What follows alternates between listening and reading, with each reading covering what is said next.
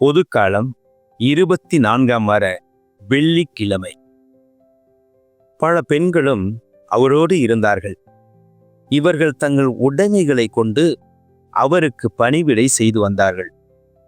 லூக்கா எழுதிய தூய நற்செய்தி அதிகாரம் 8 இறை திருவசனங்கள் 1-3 முடிய.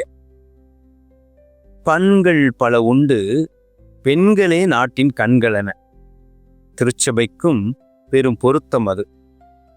அணியாக சீடர்கள் சூழ்ந்தபோது தாம் பணியால் சீடத்திகள் உதவினார்கள்.